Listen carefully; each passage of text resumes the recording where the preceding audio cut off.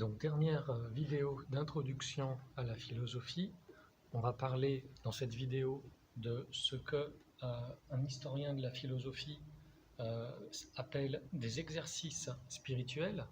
Je vous rappelle que la philosophie n'est pas un exercice purement abstrait, mais qu'il comporte aussi une dimension pratique, et que pour atteindre la sagesse, le philosophe va pratiquer certaines formes d'exercices dont on va faire une petite liste.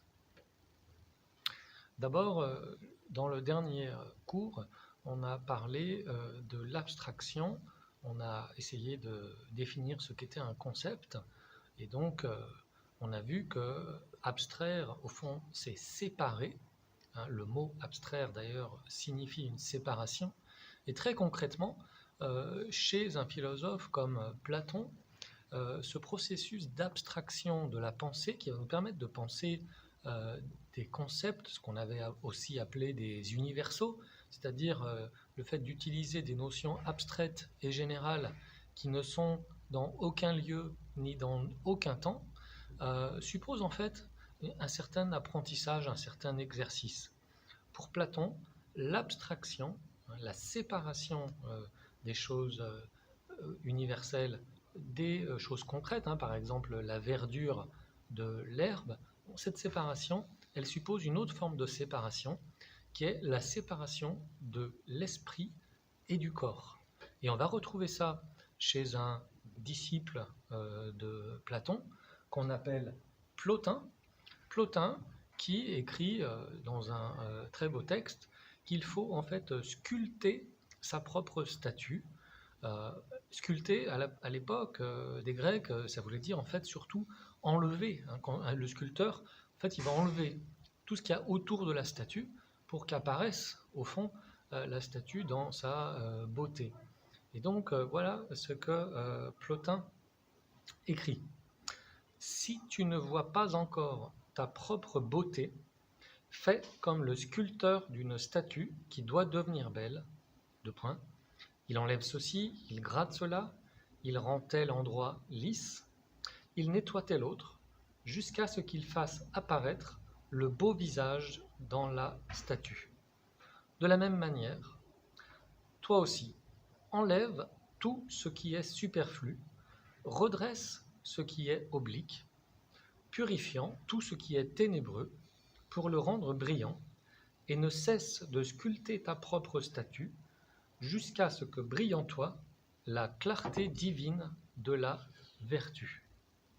Il va donc s'agir en fait ici tout simplement de devenir soi-même, d'être soi-même, mais pour être soi-même, il faut ôter de nous tout ce qui n'est pas nous-mêmes. Donc il s'agit donc par une sorte d'exercice de réflexion, d'enlever de notre esprit, de notre âme, tout ce qui n'appartient pas à l'âme, c'est-à-dire, du point de vue de Platon en tout cas, tout ce qui vient du corps.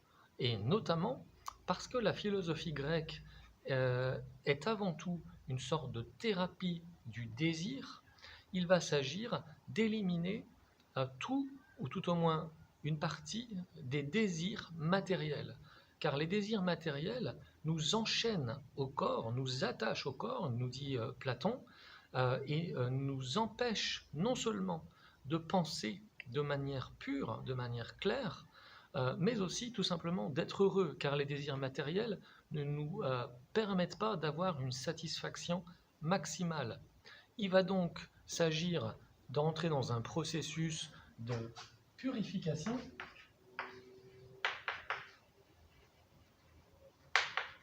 qu'on appelle en grec une catharsis, et je me permets de citer le mot grec, car c'est un mot très important aussi dans la psychologie, ou plutôt dans le courant de psychologie qu'on appelle la psychanalyse. Il va s'agir, là aussi, encore d'une certaine manière, de faire remonter en nous ce qui est notre véritable être.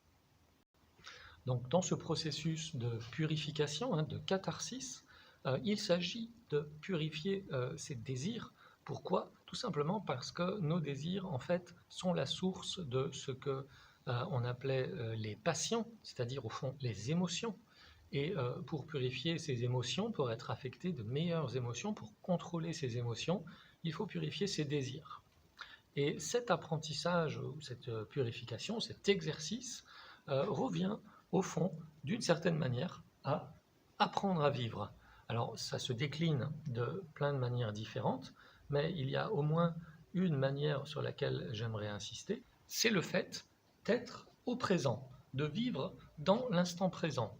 C'est très important dans certaines écoles de philosophie grecque et romaine, notamment dans le stoïcisme, on va en reparler.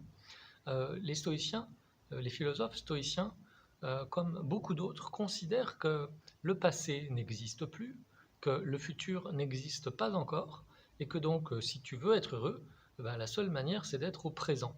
Car le présent est le seul temps qui est véritablement réel, et il va donc s'agir, pour apprendre à mieux vivre, de mettre toujours son attention sur le moment présent, car la plupart du temps, nos émotions viennent du fait qu'on désire des choses qui sont liées au passé.